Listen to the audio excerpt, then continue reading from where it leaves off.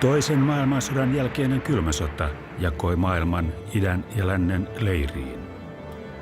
Yhdysvallat liittolaisineen pyrki patoamaan laajenemishaluisen Neuvostoliiton vaikutusvaltaa ja kommunismia.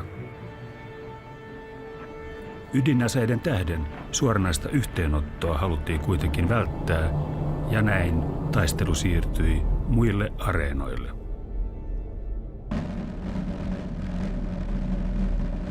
Kylmän sodan kuumimpina hetkinä 1950-luvun lopulla ja 60-luvun alussa taistelua ihmismielistä käytiin niin maalla, merellä kuin ilmassa.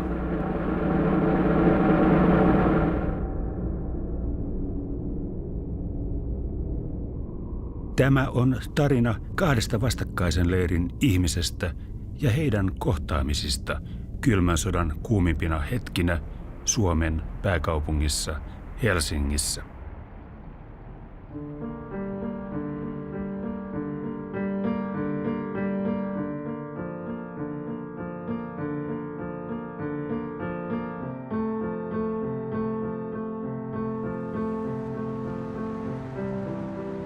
Tämä tarina jäi melkein kertomatta. CIA:n arkistojen auettua tutkija Hannu Rautkallio perehtyi Washingtonissa vakoilun vainoharhaiseen maailmaan ja aivan sattumalta törmäsi toistuvasti 1950- ja 60-lukujen vaihteen Suomeen sijoittuviin arkistodokumentteihin. Niissä mainitaan Neuvostoliiton silloinen Helsingin konsuli Grigori Golub ja mystinen CIA:n agentti koodinimi AE5, nainen, jonka seurassa konsuli Golub vietti huomattavan paljon aikaa. Puhtaan sattuman kautta Rautkallio jäljitti salaperäisen AE5 ja sai sovittua tämän kanssa tapaamisen.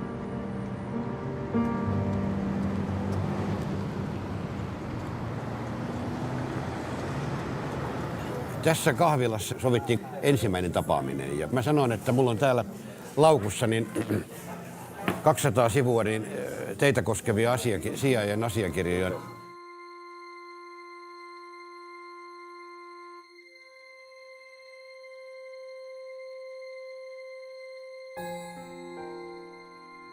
That was the first time that I found out about my previous life. I didn't know that there was so much activity going on in Helsinki behind the scenes.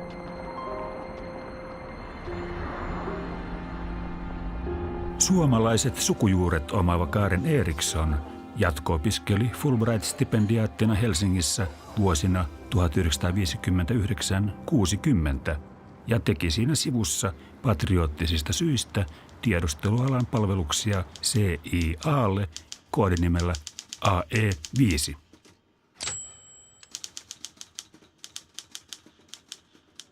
Siitähän tuli sitten hyvin pitkä perjantai-ilta ja seuraavana päivänä niin Karen sanoi, että hän ei ollut nukkunut tuntiakaan sinä yönä. Hän luki kaikki nämä paperit, mitkä mä olin hänelle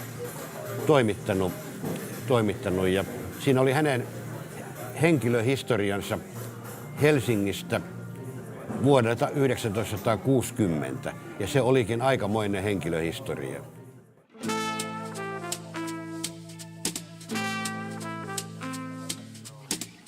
Tiedustelutoiminnan tarkoitus on ymmärtää ja muuttaa maailmaa. Erityisesti kansakunnat, jotka haluavat ulottaa valtansa rajojensa ulkopuolelle, tarvitsevat tietoa tulevasta. Tiedot Neuvostoliiton sotilaallisista voimista ja poliittisista aikomuksista olivat lännessä vähäisiä. Tiedon tarve sekä Suomen ja Neuvostoliiton läheisyys, yhteisen rajan pituus peräti 1340 kilometriä, tekivät Helsingistä kylmän sodan kuuman kaupungin.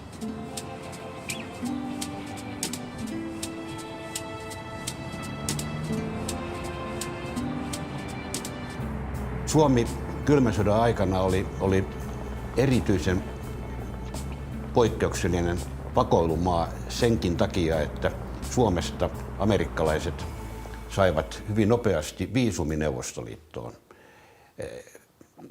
Ja tämä selittyy myös sillä, että Suomessa oli enemmän amerikkalaisia stipendiaatteja, näitä Asla Fulbright-stipendiaatteja kuin missään Länsi-Euroopan maassa väkilukuun nähden.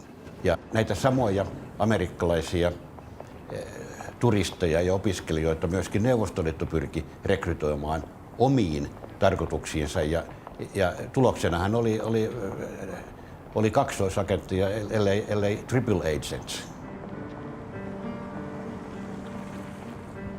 Karenin Helsingin vuosina hänen ja neuvostodiplomaatti Grigori Golubin välille syntyi poikkeuksellinen ystävyyssuhde. Se alkoi tiedustelupalvelujen tarpeesta, mutta muuttui hyvin pian kahden toisiaan arvostavan ihmisen syväksi intellektuaaliseksi suhteeksi.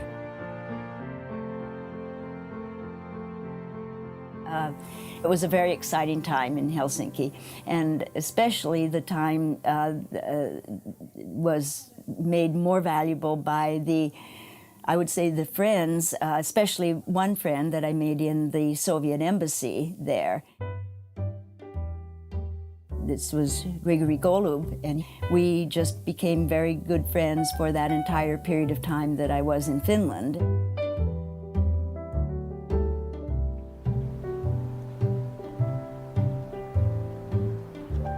Kuin ihmeen kautta löysimme yli puoli vuosisataa sitten Helsingissä diplomaattina ja KGB:n upseerina toimineen 90-vuotiaan Grigori Golubin datsaltaan Moskovan lähistöltä. CIA:n 14. helmikuuta 1958 tekemän arvion mukaan hän on hyvin huumorintajuinen, erittäin nopea, terävä ja nokkela. Kättelee voimakkaasti, katse läpitunkeva, helposti innostuva, keimaileva ja kaikki tietävää tyyppiä. Lisäksi hänen mainitaan sanoneen, mitä enemmän amerikkalaiset ja neuvostoliittolaiset seurustelisivat keskenään, sen parempi koko maailman kannalta. Suomi oli Grigori Golubin ensimmäinen länsimainen asemapaikka. Hän siirtyi Neuvostoliiton konsuliksi Helsinkiin valmistuttuaan Moskovan sotilaallis-diplomaattisesta akatemiasta ja opiskeltuaan Petroskoin yliopistossa suomen kielen.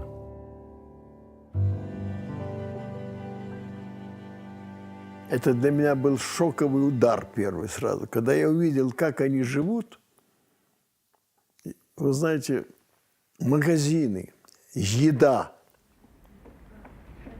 продукты, обилие этих продуктов, качество этих продуктов, отношение финнов к этим делам.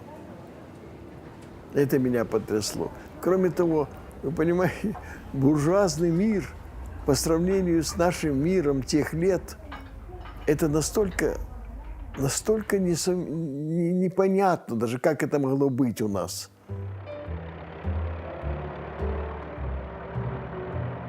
Финны хорошие мужья, хорошие хозяйственники, заботливые, спокойные.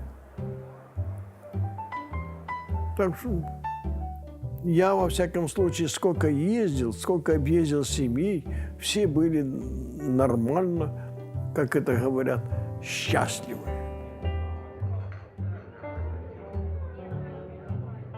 CIA:n raporttien mukaan Karen ja Grigori keskustelivat paljon kapitalismin ja kommunismin hyvistä ja huonoista puolista. Opettivat toinen toiselleen äidinkieltään, tekivät pitkiä kävelyretkiä, kävivät elokuvissa ja juhlivat.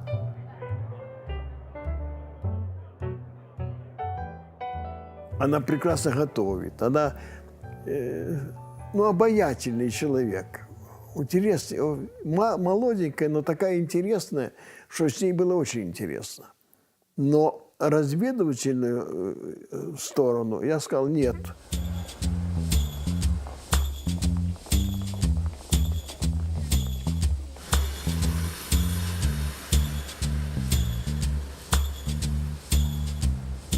CIA:n ehkä tunnetuimman vakoiluohjelman nimi oli Red Cap.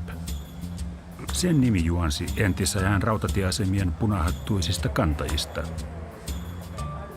Ideana oli lähettää esimerkiksi juuri opiskelijoita ikään kuin turisteina tiedustelutehtäviin Neuvostoliittoon. Myös Karen Eriksson teki Red Cap-matkan. The American Spice Council asked if I would like to make a trip to the Soviet Union. Of course, what is there to think about there? A no-brainer, as they say.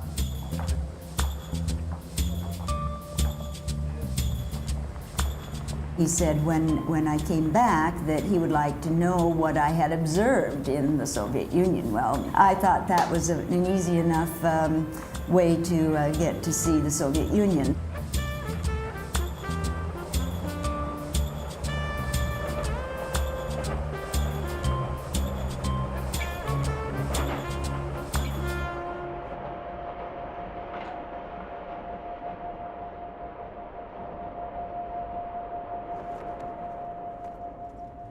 Советская Украина награждена вторым орденом Ленина за крупные успехи в сельском хозяйстве.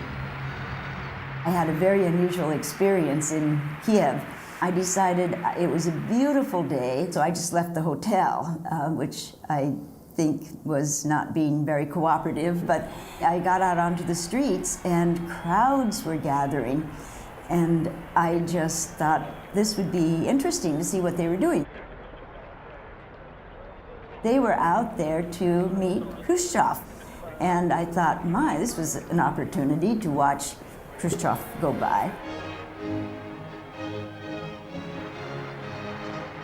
He had a floppy hat that he had off and was kind of waving it and looking very scrunchy in a suit that didn't fit him, but I don't think his clothes ever fit him. And so it was the real Khrushchev. So then we all filed back into town and went to the stadium where Khrushchev delivered for about 2.5 hours in his rasping oratorical voice a speech awarding this second order of Lenin for excellence in agriculture to the Ukraine.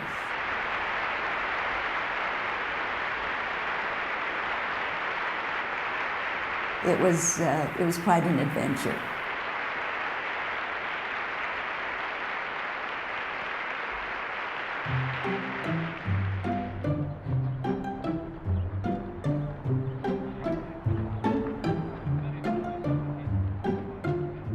CIA:n puolelta Karenin toimintaa ohjasi ja kontrolloi USA:n varakonsuli William L. Costille, joka Rautkallion löytämien raporttien mukaan ylläpiti varsin toverillista ja viinanhuuruista ystävyyssuhdetta Neuvostoliiton konsuliin Grigori Golubiin.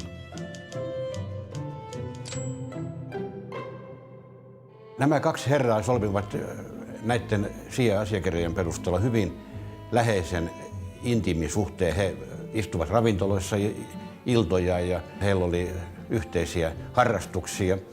Jopa siinä määrin, että konsuli Golub jossakin vaiheessa sanoi, että kysyi, että hanki mulle illaksi suomalainen nainen. Sanoi amerikkalaiselle CIA-miehelle. Ja Fulton sanoi, että mä nyt selvitän tätä.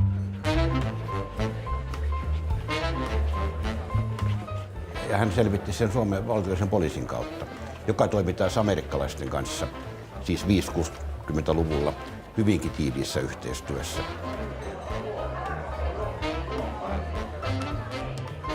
CIA siis järjesti suojelupoliisin avustuksella Golubille naisen. Myöhemmin Grigori tilitti ravintolassa kokemustaan Costillelle, joka kirjasi raporttiinsa. Heillä oli ollut miellyttävä intiimi illallinen, ja Golub oli pyytänyt naista viettämään yön kanssaan, mihin tämä suostui. He menivät makuuhuoneeseen. Golub antoi tälle pyjaman ja poistui huoneesta muutamaksi minuutiksi. Kun hän tuli takaisin, nainen seisoi alastomana keskellä huonetta. Golub kertoi heti poistuneensa huoneesta toiseen makuuhuoneeseen ja jatkoi, minä vaan en kyennyt toimimaan niin nopeasti.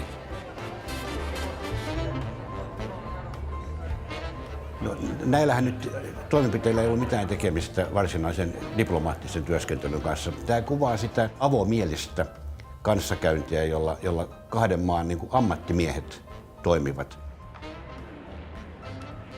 Я в американском посольстве. Это моя работа была. Я знал всех их разведчиков. Посольство огромное. И все офицеры, полковники. Военный атташат был человек 20, и все в высоких званиях. Ну, они все время ездили. Москва, Москва-Хельсинки, Москва-Хельсинки. Они работали серьезно.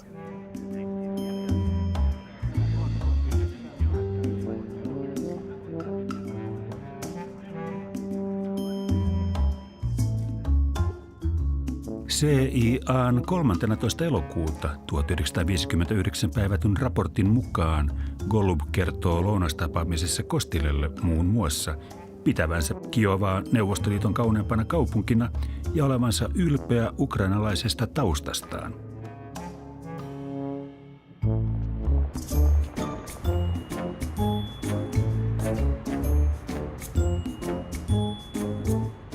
Golub kertoo seuraavan asemapaikkansa olevan New York, minne hän menee mieluummin kuin Washingtoniin, jossa joutuisi olemaan suurlähettilään peukalon alla, kun taas New Yorkissa voisi olla oma herransa.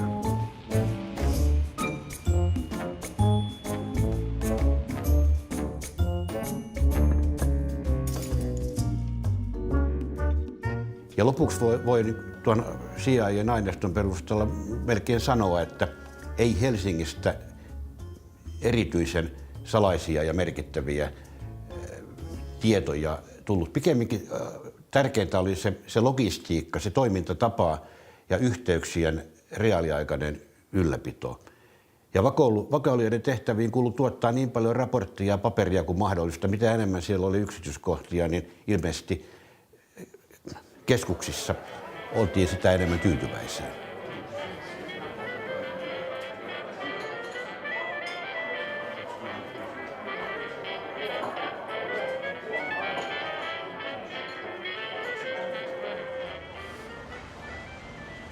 Helsingin ydinkeskusta, Urho Kekkosen katu 8. Grigori Golub asui tässä talossa.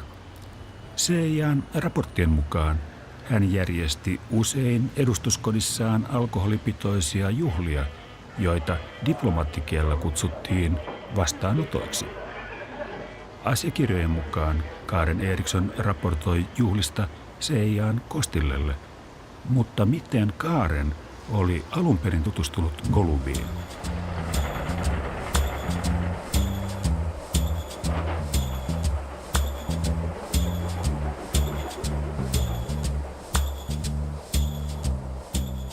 These trains have compartments, and then there's a narrow aisle where you can stand and watch out the window and watch the scenery. And I suddenly found myself standing by this person who was fluent in Finnish, and so we started talking about Finnish politics, really. I had no idea who he was, and then after some discussions about Finnish politics, and I was wondering how he knew so much about Finnish politics, but that was, of course, my interest because I was there as a Fulbright scholar to study the Finnish political scene. And he then introduced himself as Grigory Golub, and that he was working in the consul in the Soviet embassy.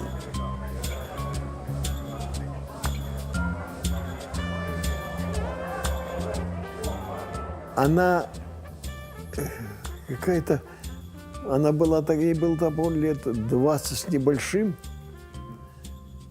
Она готовила диссертацию, по-моему, в Финляндии. Она политикой занималась, она политолог. И была у нас в посольстве. Она произвела впечатление не на меня, а на кого-то из наших других работников, которые сказали, вот эта девочка может представлять большой интерес для нас, потому что она настолько способна сближаться с руководителями, она даже была проездом в Киеве, где-то как туристка и так далее. она взяла интервью у Хрущева. Как она к нему проникла, не знаю. Она была в Финляндии, она была девчонка, но тем не менее она брала интервью у Кекконена, у председателей партий других, у Фагергольма, у Лескинина. Понимаете, она обладала каким-то способностью сближения с руководителями, с людьми, которые ей интересны. И поэтому меня направили, сказали, посмотри на эту девочку. Она американка, финского происхождения, она может быть интересна. А когда я с ней познакомился, я понял, что она не нужна нам.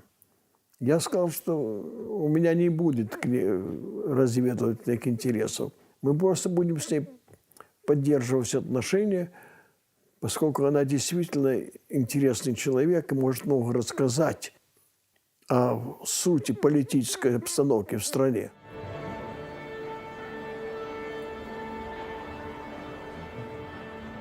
Kylmää sotaa käytiin talouden, politiikan, vakoilun ja propagandan keinoin.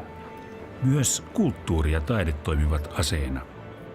Niinpä esimerkiksi Helsingin musiikkielämä kukoisti, kun molemmat puolet lähettivät parhaita kykyjään konsertoimaan. Se sopi erinomaisesti myös Karenille ja Grigorille, joita älyllisten keskustelujen lisäksi yhdisti rakkaus klassiseen musiikkiin. The New York Philharmonic had just returned from giving a very well-publicized concert in Moscow, and then they came back to Helsinki, and it was quite an occasion. And I attended that concert with Grigory Golub because he had the tickets for it. CIA:n raportti kertoo KGB:n Golubin saaneen 2 lippua Leonid Bernsteinin Helsingin konserttiin nimenomaan CIA:n Kostillelta. CIA siis pyrki tukemaan Karenin ja Grigorin suhteen syvenemistä. Ehkä tavoitteena oli houkutella mukavaa elämää arvostava Golub loikkaamaan länteen.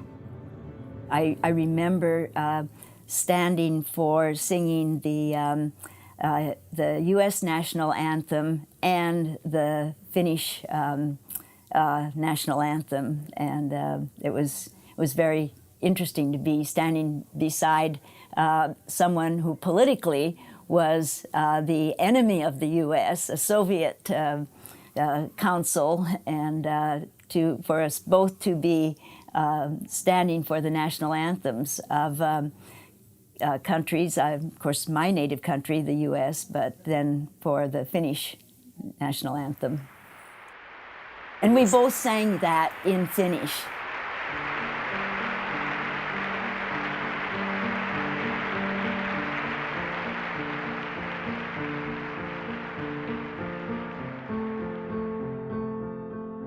Grigori Golubin tausta on mielenkiintoinen kuin vain venäläisen miehen voi olla. Hänen vanhempansa olivat juutalaisia. Isä tapettiin Stalinin vainoissa vuonna 1938. Äiti pantiin työleirille ja Grigori lastenkotiin. Жизнь в детском доме в Кардымовском – это особая штука.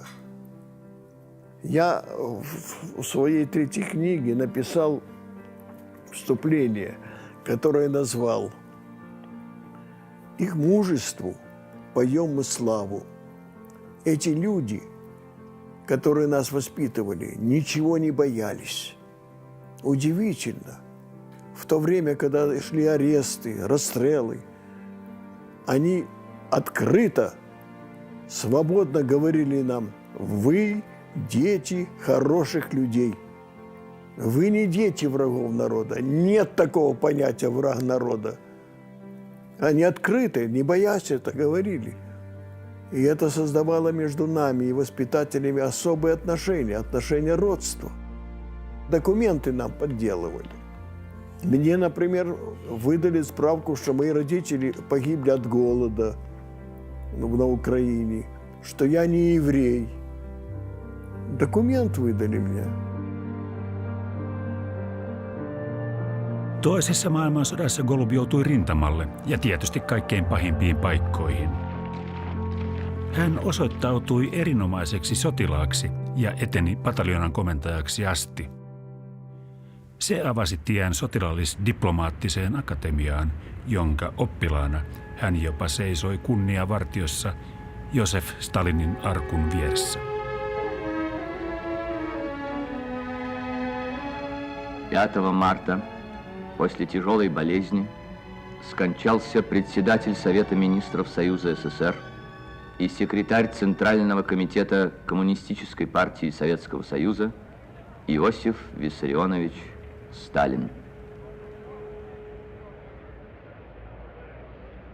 Вы знаете, когда я узнал, нас собрали на митинг и сообщили, что Сталин умер. Он до этого сообщали, что болен, умер. Я думал, что у меня разорвется сердце. Я испытал такое глубокое, страшное потрясение, несчастья, трагедии личной. А потом, когда я эти дни, когда его хоронили, видел, что там творится, как гибнут люди. Ну, то есть как это? Я их вытаскивал из... Мы же работали там. Это невозможно описать. Большая толпа людей. Между прочим, я с тех пор всегда опасаюсь большого сборища людей. Они приводят всегда к гибели и трагедиям.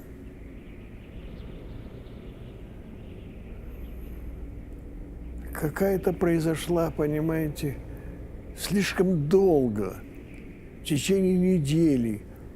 Человек не может находиться в состоянии печального, так сказать, трагического стресса.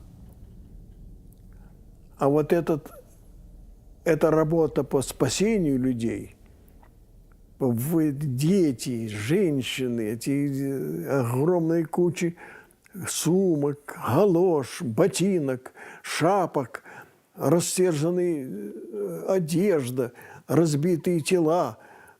Все это, конечно, сгладило. А через некоторое в течение довольно близкого времени все прошло, как будто не было горя, не было трагедии, что он умер. Он умер и умер. Вот так. Это мое впечатление.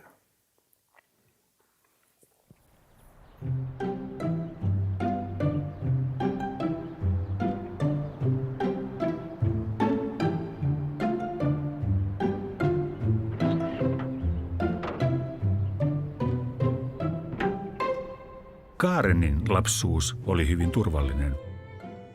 Vanhempiensa kannustamana hän eteni opinnoissaan sukunsa ensimmäiseksi akateemisen koulutuksen saaneeksi. Uran luominen silloisessa hyvin miehisessä korkeakoulumaailmassa vaati kuitenkin aivan erityistä sisua. I never questioned my work, and I was raised in a generation before the feminist revolution, so I just always acted as if, being a woman, that if I could somehow work 200% harder than any man, then I would be fine. And that's what I did.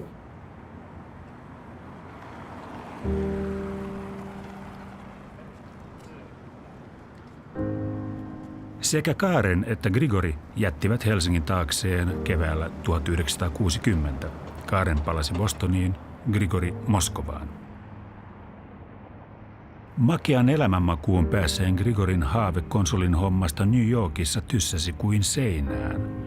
Silloisen vaimonsa tähden hän sai kenkää KGB:stä ja putosi neuvostoyhteiskunnan pohjalle. Ой, это особая страница моей жизни. Она меня подкузмила здорово. Написала письмо в ЦК, что я обманываю, что я еврей, что мои родители репрессированы. Ну, там знали, конечно, но тем не менее.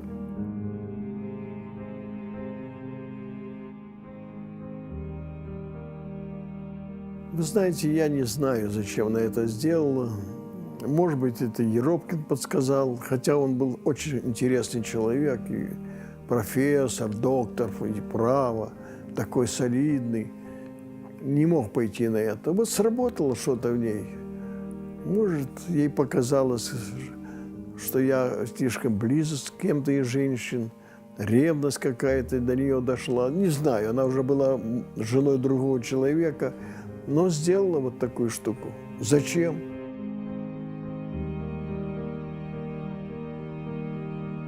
Tiedustelupalvelun everstiksi edennyt sotasankari Grigori Golub joutui jälleen aloittamaan elämänsä aivan alusta.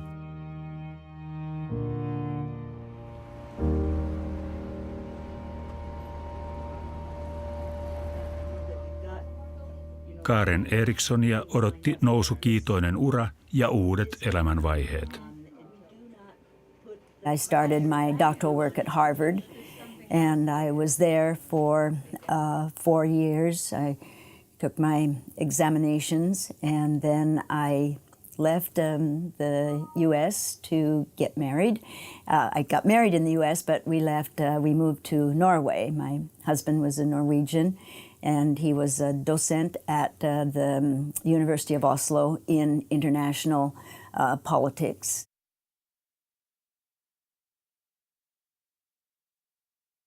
I was divorced in 1989, and then I moved again to take another position at the University of Alaska Fairbanks in 1991.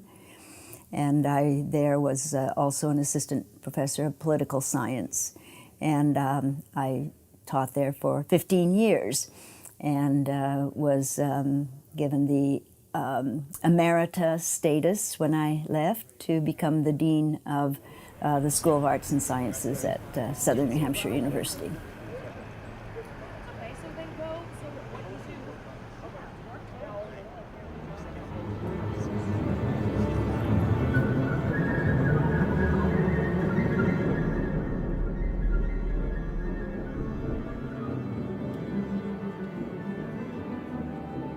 Kylmän sodan katsotaan päättyneen Neuvostoliiton luhistumiseen 1990-luvun alussa. Vaikka maailmassa on edelleenkin jännitteitä, se ei kuitenkaan ole enää kaksinapainen. Karenille ja Grigorille jäi kuitenkin kylmästä sodasta hyvin lämpimiä muistoja. I have a special place in my china cabinet for some of the very happy little gifts that Grigory gave me during the time that we met in Helsinki.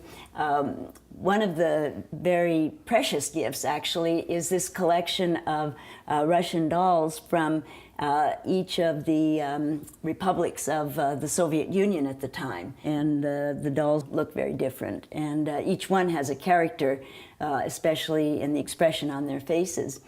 And then we have the doll that Grigory always had a lot of fun with. He said, "Look, here's a little girl, and this part of her says yes, yes, but this part says no, no." So the head goes in a different direction from the body.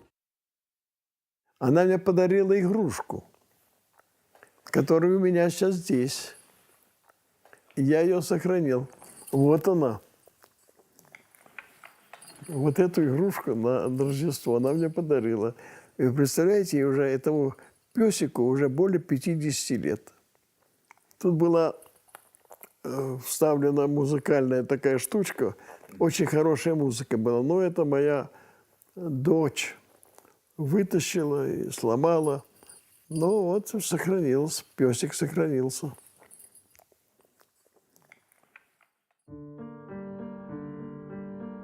Я сохранил его.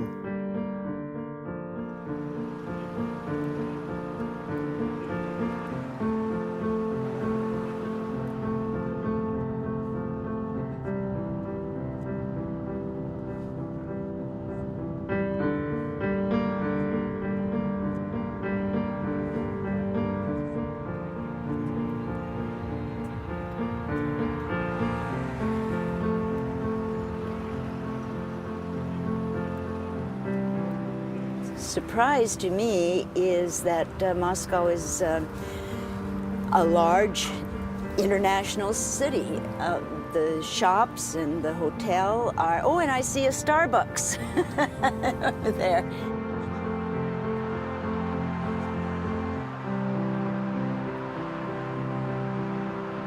You know, I was in Moscow under Khrushchev, and now I'm in Moscow under Putin. And I think Moscow lives no matter whether it's Khrushchev or Putin.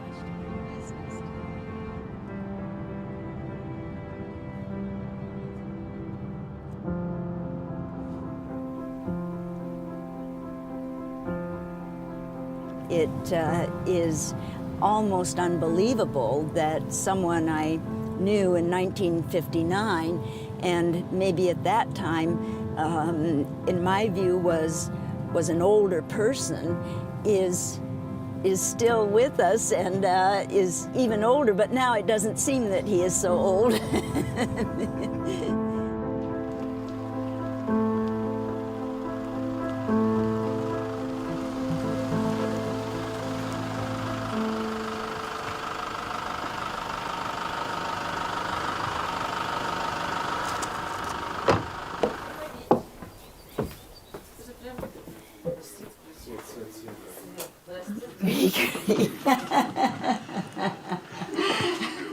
Monta vuotta sitten.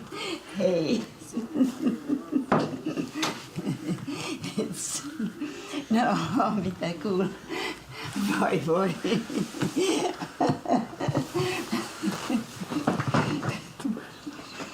No mitäs? Mitäs? Se on Jumalan tie. Joo, se on aivan mahdotonta, että tämä...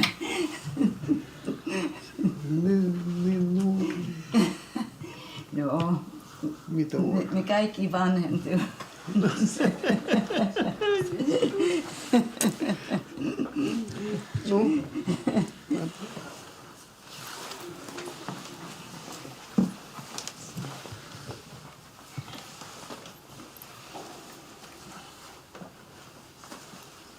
On menty 50 vuotta. 53 vuotta oikeastaan.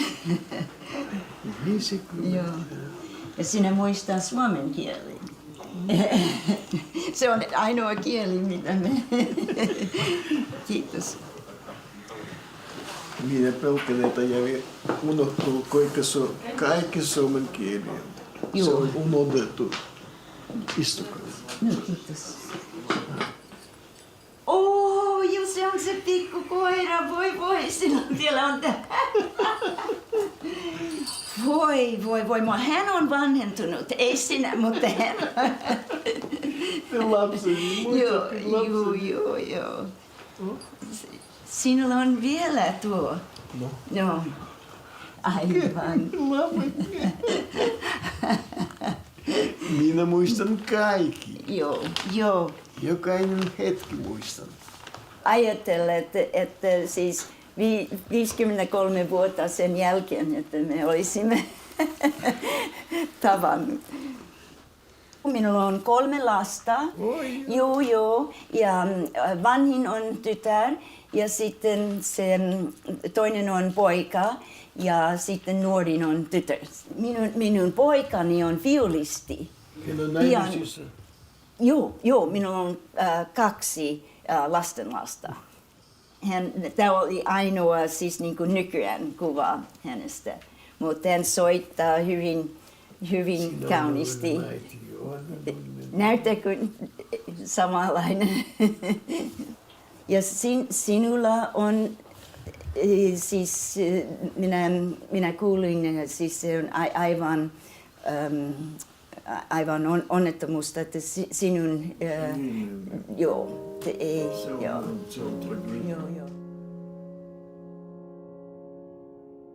Elämä on totisesti koetellut Grigori Golubia.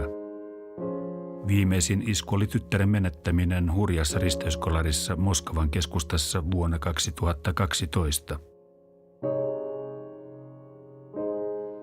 Grigorin tytär Marina Golub oli Venäjän tunnetuimpia näyttelijättäriä.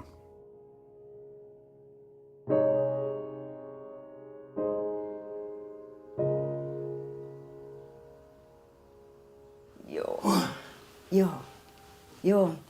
Ei koskaan tiedä, mitä tapahtuu. Esimerkiksi ei koskaan olisi tiennyt, että me olisimme tavanneet. Jumalan tie. Joo, on aivan. Minä olen kirjoittanut, siis sinä olet vähäsen mukana tässä. Muistatko, että minä haastattelin siis 260 henkilöitä siis Suomen poliittista johtosta. Ja, Kyllä, joo. Kyllä, minä muistan. Siitä syystä minä sanoin, että sinä olet tiedustelupalvelun maali. Joo, ai. Mutta Suomen vuosinaan Karen Eriksson syvähaastatteli koko suomalaisen eliitin. Sinänsä mainio tiedustelukeino. Aina näihin päiviin asti tuo haastatteluaineisto on pysynyt salassa, kunnes tutkija Hannu Rautkallio kannusti Karenia sen julkistamiseen.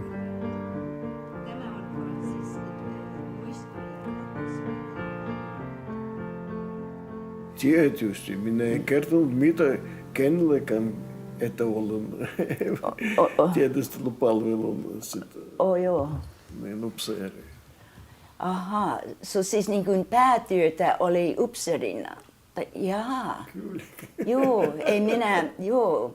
No, sinä et sano minulle tuota. En sanonut kenellekään. Ei, joo. No se on mielenkiintoinen. Kun minun työn johtaja, Joo. kun minä kertoin hänelle sinusta, Joo. hän sanoi, se on hyvä maali. Siitä syystä, että sinulla on paljon kontaktit Fagerholmin, Heskisen. Joo, siis minä. Joo, kun minä haastattelin näitä. Joo. Ja se kiinnostaa meitä. Aha, okei. Ja minä vain... Mutta minä sanon, ei siitä mitään tunne. Se ei kiinnosta minua. Aha, että ei. Mutta juuri siitä minä sanoin, se Karin kiinnostaa minua kuin Karin, ei muuta. Hyvä. Joo, na zdrowia.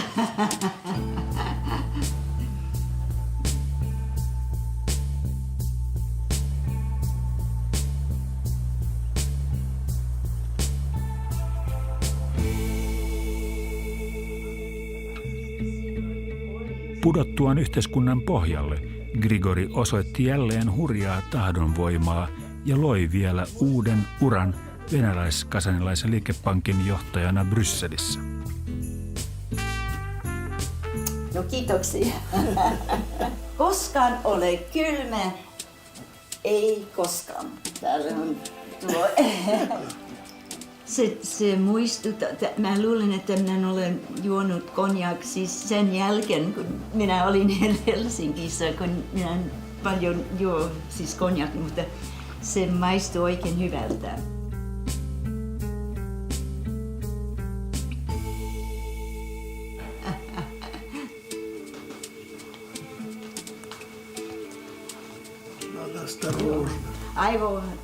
Aivo on hyvin kirkas, mutta tossut ei tahto tottua. Tämä on ollut niin suuri yllätys ja onnea. Minun täytyy sanoa, että ei olisi ajatellut, että meillä olisi tämän hetken. Okay. Joo, oli oikein hauska nähdä taas.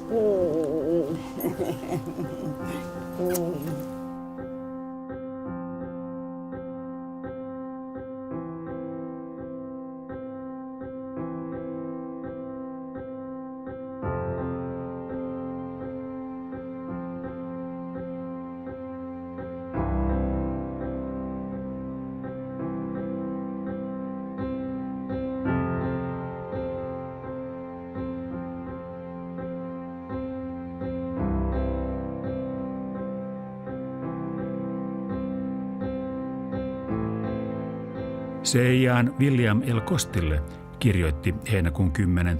1959 päivätyssä raportissa Karen Erikssonista. Hyvin älykäs, itsenäinen luonne, melko viehättävä, tietoinen ja reagoinnissaan hyvin nopea ja tarpeen tullen aggressiivinen pyrkiessään saamaan sanottavansa lävitse.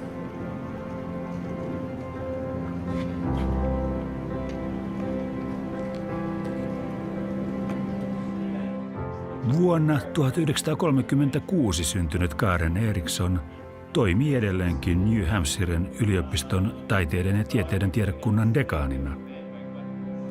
Well, have a good first day of class. All right, thanks.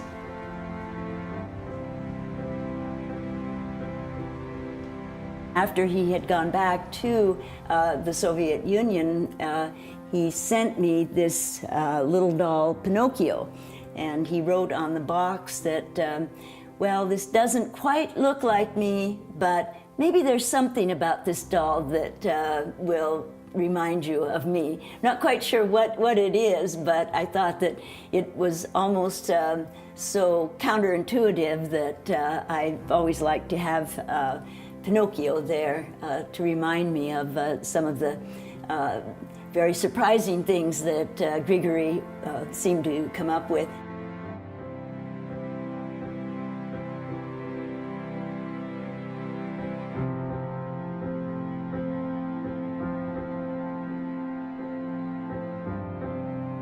Karen toivoi tapaavansa nuoruuden ystävänsä kylmän sodan Helsingistä vielä uudelleen, mutta se ei ole enää mahdollista.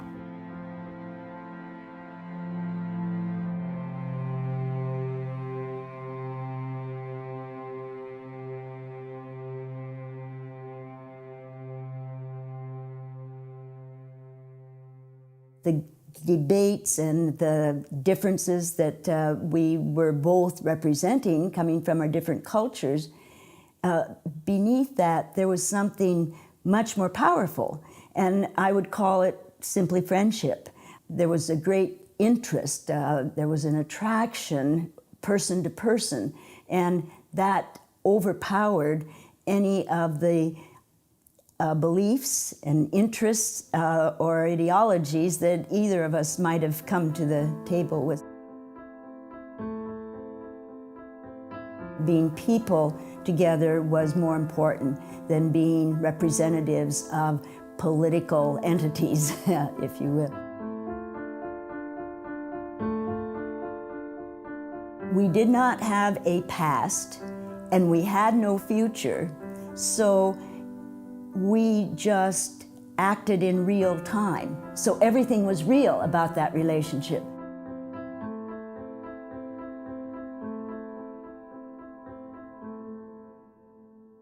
Here was an individual who, in a personal sense, treated me with more respect than I can think of almost any other individual treating me. And that's especially with reference to, he was a man, I was a woman.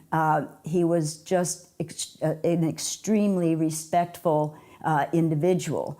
And at the same time that I appreciated the respect on his part, at the same time, almost more than anyone else, he made me feel that I could be myself. I was just myself all the time. I didn't have to try to say something or to be someone or to put on some kind of a projected persona. I could just be myself, and that's what personally was very valuable about that relationship.